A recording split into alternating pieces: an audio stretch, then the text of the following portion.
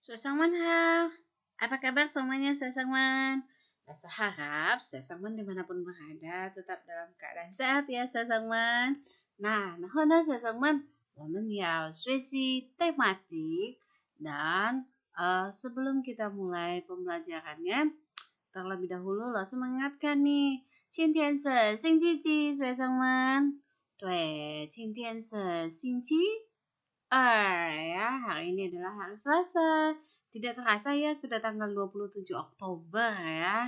Nah, teman di pembelajaran kita pada hari ini kita akan belajar di tema 4 tapi masih di subtema 2 ya. Nah, yang mau kita bahas adalah PB5 dan PB6 ya. Oke, teman jumpa ya. Nah, teman kita akan mulai dengan muatan bahasa Indonesia yaitu dengan KD 3.10 dan 4.10, yaitu tentang menuliskan masalah dan kalimat saran dalam bentuk peta pikiran. Nah, kira-kira seperti apa ini teman-teman?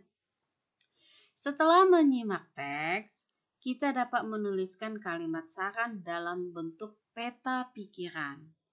Peta pikiran adalah cara menyajikan suatu informasi dalam bentuk bagan atau diagram. Nah, itu tadi suasana namanya peta pikiran. Langsung ulang ya. Peta pikiran adalah cara menyajikan suatu informasi dalam bentuk bagan atau diagram. Nah, gunakan kalimat efektif dan kata-kata baku dalam menulis kalimat saran. Harus menggunakan kata-kata yang baku ya. Oke, kita lanjut teman. Berikut contoh kalimat penyelesaian dari masalah di lingkungan sekolah. Seperti apa itu? Yang pertama, tulisan Budi di papan tulis terlalu kecil-kecil dan rapat sehingga tidak dapat dibaca oleh teman-teman. Kira-kira untuk kalimat penyelesaian dari masalah berikut seperti apa teman? Niman tahu mah? Tahu. Oke. Nah, berikut adalah kalimat sarannya, yaitu sebaiknya Budi memperbaiki tulisannya sehingga orang lain bisa membacanya. Oke, teman, kita lanjut nomor 2 ya. Untuk nomor 2, tembok ruang kelas terlihat kusam karena banyak coretan pensil dan bekas kotoran lainnya. Nah, untuk kasus ini, masalah ini, kira-kira kalimat penyelesaian masalahnya seperti apa, teman? Kita coba ya. Nah, untuk kalimat sarannya adalah sebaiknya sekolah menerapkan peraturan agar tidak mencoret-coret dan mengotori tembok dengan sembarangan dan memberikan sanksi kepada mereka yang melanggarnya. Nah, seperti itu kalimat sarannya. Untuk nomor 3, banyak sampah berserakan di kantin sekolah. Nah, untuk kalimat penyelesaian dari masalah ini seperti apa ya, teman? Kita coba.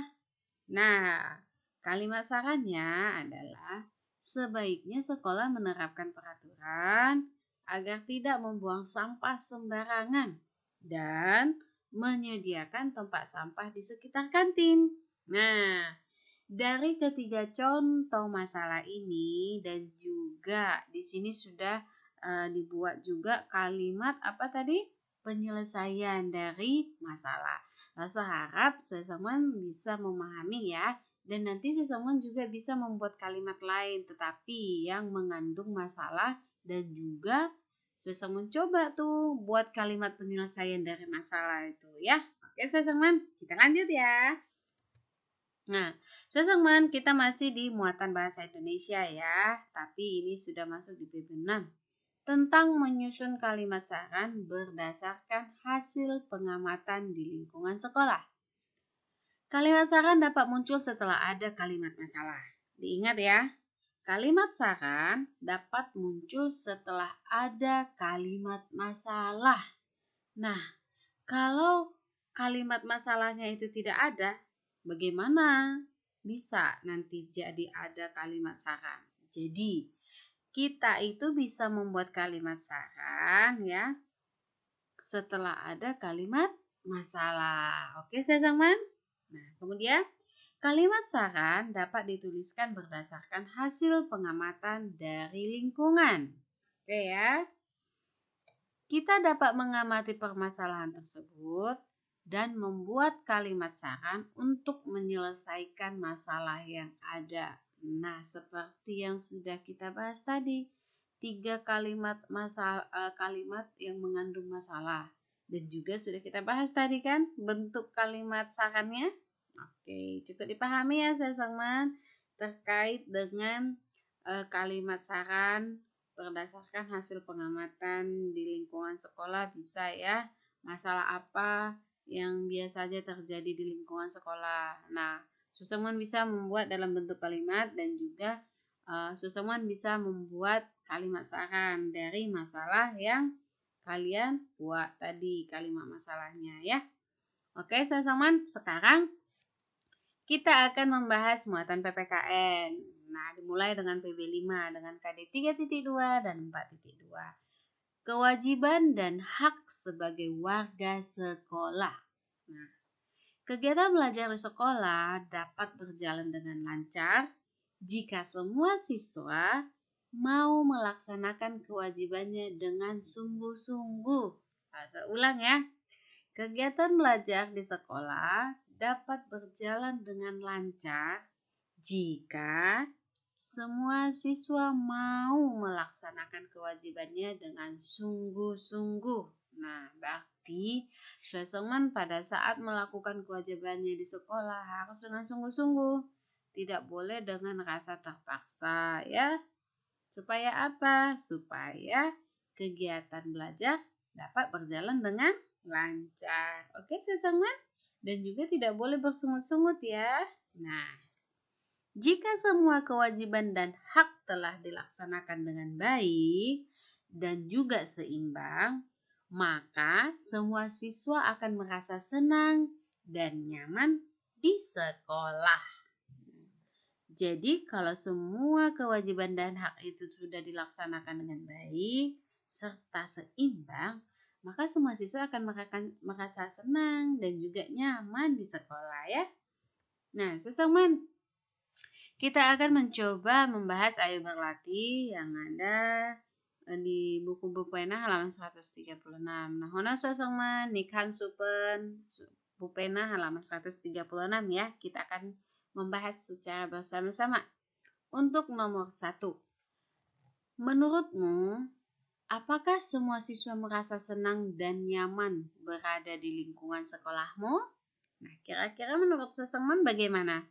Kalau di sini Lause mencoba membuat dari Lause sendiri ya. Kegiatan belajar di sekolah dapat berjalan dengan lancar jika semua siswa mau melaksanakan kewajibannya dengan sungguh-sungguh. Jika semua kewajiban dan hak telah dilaksanakan dengan baik dan seimbang, maka semua siswa akan merasa senang dan juga nyaman di sekolah. Kira-kira seperti itu teman kalau dari Lase. Tapi kalau teman mau membuat dengan cara yang berbeda terkait pendapat teman, boleh ya, ya. Oke, nomor 2. Apa saja yang dapat mengganggu kenyamanan siswa saat belajar di sekolah? Jelaskan pendapatmu.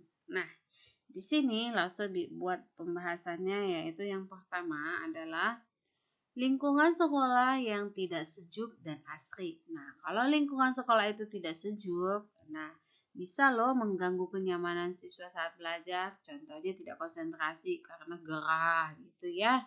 Nah, kemudian bagian B, siswa yang tidak menaati tata tertib dan peraturan yang ada di sekolah.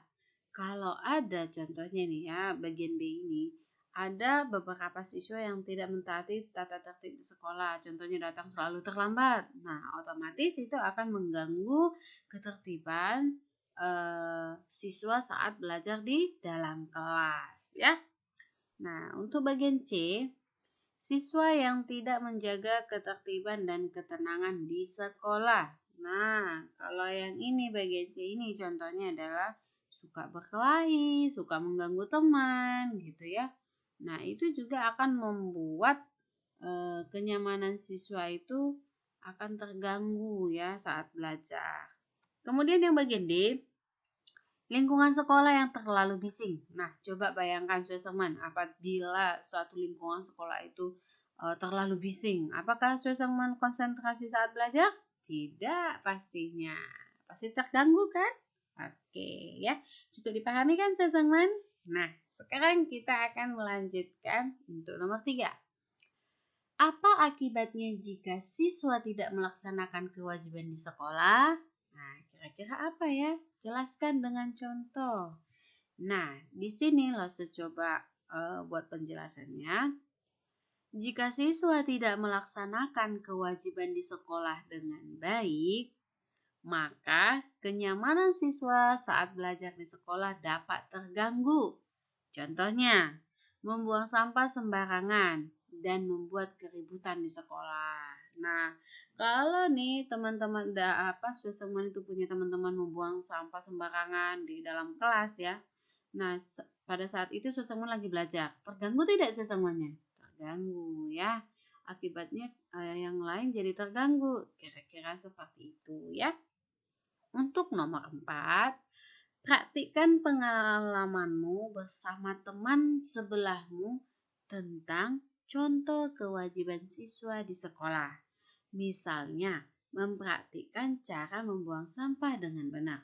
Nah, seperti apakah itu? Di sini Lasso coba buat adalah seperti ini, yaitu mempraktikkan membuang sampah pada tempatnya, ya. Kemudian apalagi yang lain, tetapi yang berhubungan dengan kewajiban siswa di sekolah, ya. Siswa itu membuang sampah pada tempatnya itu merupakan suatu kewajiban loh. Iya kan, sama? Tuh mah. Tuh kalau kita itu sebagai siswa yang baik ya, yang menerima pengajaran dari Lasunya, pasti Suesemen itu akan membuang sampah pada tempatnya. Tidak mungkin dia membuang sampah sembarangan karena pada setiap pembelajaran Lasunya pasti ada mengingatkan, ya kan? Nah, untuk yang selanjutnya yang masih berhubungan dengan kewajiban siswa di sekolah, yaitu, nah, yang ini apa ini kira-kira Suesemen? Yaitu adalah melerai teman yang sedang berkelahi. Itu adalah merupakan kewajiban siswa loh. Jadi kalau ada temannya sedang berkelahi, maka Susemen wajib melerai temannya tersebut ya. Oke Susemen, kita lanjut ya. Sekarang kita akan membahas PPKN yang di PB6 tentang pelaksanaan kewajiban dan hak sebagai warga sekolah. Ayo ingat kembali kewajiban yang perlu dilaksanakan siswa agar sekolah menjadi tempat yang menyenangkan untuk belajar di pembelajaran sebelumnya. Yang tadi kan sudah ada kita bahas dan pembelajaran kemarin juga sudah ada ya. Tapi dari kewajiban-kewajiban tersebut ada baiknya kita laksanakan dengan baik ya. Supaya apa tadi teman? Supaya apa tadi? Ya, lupa ya, supaya tercipta ketertiban dan kenyamanan saat belajar di sekolah. Tuh ya. Nah, sekarang teman kita akan membahas muatan matematika. Kita mulai dengan PB5 dengan KD 3.3 dan 4.3. Menyelesaikan soal cerita pengurangan dua bilangan yang hasilnya diketahui. Kamu dapat menentukan pasangan bilangan dengan selisih tertentu. Kamu juga dapat menggunakan operasi hitung yang merupakan kebalikan dari pengurangan, yaitu apa? Penjumlahan. Nah, teman perhatikan contoh soal berikut. Pak Guru membeli sejumlah bibit tanaman untuk ditanam di pekarangan sekolah. Bibit yang berhasil tumbuh dengan baik sebanyak 86 buah. Berapa kemungkinan total bibit dan banyak bibit yang gagal tumbuh dapat dituliskan seperti pada tabel berikut. Nah, sebelum kita bahas ke sini ya, Suesemen juga harus ingat ya. Di sini disampaikan bahwa bibit yang berhasil tumbuh adalah sebanyak 86. Yang berhasil tumbuh itu sebanyak 86. Nah, dari soal ini kita sudah tahu belum berapa berapa sebenarnya jumlah bibit yang dibeli, totalnya jumlah seluruh bibit yang dibeli. Ternyata yang berhasil cuma 86. Dan berapa yang gagal? Kira-kira sudah diketahui belum di soal ini? Belum ya. Jadi untuk mengetahuinya adalah sebagai berikut. Di sini pada tabel ini dibuat bibit yang tumbuh itu sebanyak 86. Jadi kira-kira berapa dikurang berapa hasilnya 86. Nah, kira-kira seperti itu. Masuk ulang ya. Berapa dikurang berapa hasilnya 86 ini? Nah, ternyata di sini dibuat jumlah seluruh bibit adalah 180. Bibit yang gagal adalah 100. Kira-kira benar enggak ya hasilnya yang tumbuh itu 86 jika jumlah seluruhnya itu 186.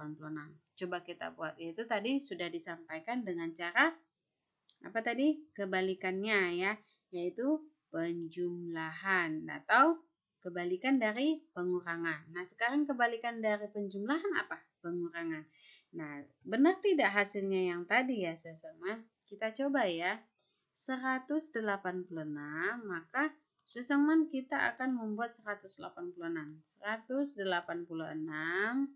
ya. Dikurang 100. Kita kurangi 100.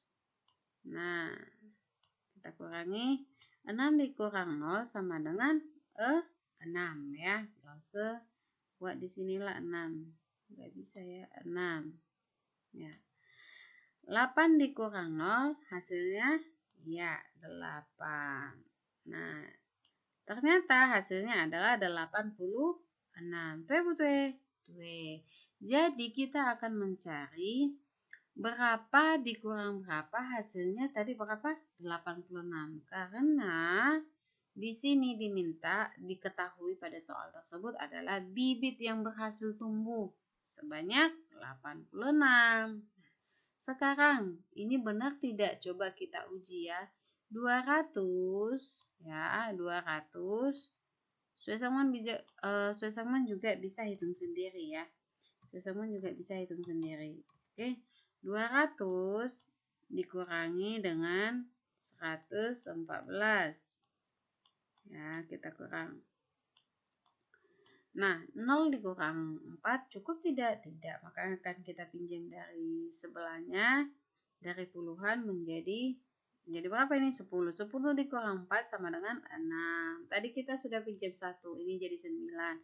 9 dikurang 1 sama dengan 8. Ini tadi sudah kita pinjam juga. Jadi sisa 1. 1 dikurang 1 sama dengan 0. Enggak usah. Berarti hasilnya 86. Benar tidak? Benar ya. Benar ya. Sama dengan ini juga kita kurangkan. Hasilnya adalah 86. Jadi untuk mengetahui jumlah seluruh bibit dan juga jumlah yang gagal tumbuh ya, kita akan mencari berapa dikurang berapa biar hasilnya itu 86 ya. Seperti itu. Kemudian untuk soal berikutnya, membuat soal cerita pengurangan yang hasilnya diketahui. Di sini Amir membeli kelereng untuk digunakan bermain bersama teman-teman di sekolah. Ternyata kelereng yang bisa digunakan untuk bermain sebanyak 140. Dikarenakan sebagian dari kelereng itu rusak. Berapa kemungkinan jumlah kelereng yang rusak? Nah, untuk mengetahui ini, berapa totalnya dan juga berapa jumlah yang rusak, kita akan mencoba membuat seperti yang disampaikan pada tabel ini juga, yang seperti Lasso jelaskan tadi ya. Nah, kita akan mencoba kelereng yang bisa digunakan ada berapa teman-teman? 140 ya. Jadi kita akan mencoba mencari berapa dikurang berapa hasilnya 140. Kira-kira seperti itu ya. Nah, di sini 240 dikurang 100. 240 dikurang 100. Apakah hasilnya itu sama dengan 140, kita coba ya. 240 dikurangi 100. Kita kurang 100 teman di sini ya. Kurang 100, kita kurang. Oke. 0 dikurang 0 sama dengan 0. 4 dikurang 0 sama dengan 4. Kemudian 2 dikurang 1 sama dengan 2. Jadi hasilnya berapa teman-teman? 140. Tue putue. Tue. Kemudian kita bukan hanya 240 dikurang 100 loh, biar hasilnya 140. Coba kita lihat lagi angka yang lain berapa. Nah, di sini 200 dikurang 60. Coba lagi kurangkan seperti yang tadi ya. 200 dikurangi dengan 60 ya. Kita kurangi dengan 60 di sini. Coba ya. 0 dikurang 0 sama dengan 0. Nah, kalau 0 dikurang 6 cukup tidak? Tidak cukup. Maka akan kita pinjam dari si ratusan. Nah, pinjam 1 jadi ini jadi 10. Ini tadi 2. Setelah dipinjam 1 sisanya 1. 10 dikurang 6 sama dengan 4. Tuh ya. Nah, kemudian ini tadi udah 1. Di sini ada temannya tidak? Tidak. Berarti dia tinggal turun ya. Sama dengan 1. Hasilnya sama dengan berapa teman-teman? 140. Tuh ya. Benar ya. Kemudian di sini 180 dikurang 40. Kira-kira hasilnya 140 tidak? Coba kita buat ya. 180 ya dikurangi dengan 40 ya, kurangi dengan 40. Oke. 0 dikurang 0 sama dengan 0. 8 dikurang 4 sama dengan 4. 1 ada temannya tidak? Tidak. Berarti hasilnya 140 ya. Cukup paham ya teman-teman? Nah, oke, sekarang kita akan lanjut. Ternyata untuk pembelajaran kita dari PB 5 dan 6 sampai di sini. Namun Lause akan ingatkan kembali, tolong dilatih lagi di rumah ya tentang matematikanya yang tadi kita bahas tentang pengurangan dua bilangan yang hasilnya diketahui. Nah, seperti yang tadi sudah dijelaskan dengan dua bentuk contoh ya, dengan jumlahnya itu sudah diketahui, hasilnya sudah diketahui. Nah, teman-teman, Eli Lause harap bisa diulang-ulang lagi di rumah, perbanyak latihan ya. Kalau nanti teman-teman itu memperbanyak latihan, teman-teman akan lebih mudah mengingat kembali. Oke? Nah, di akhir kata, Eli Lause ucapkan sisir, thank you, terima kasih ya untuk waktu dan kesempatannya. Nah, tetap Lause ingatkan, tetap patuhi protokol kesehatan ya. Kemanapun teman-teman melangkah keluar dari rumah, tetap patuhi protokol kesehatan dan kalau bisa tetap hindari kerumunan dan rajin cuci tangan atau siso. Oke, teman-teman? Baiklah teman-teman, sampai jumpa di pembelajaran berikutnya. Tetap semangat ya, jayo, cai cie.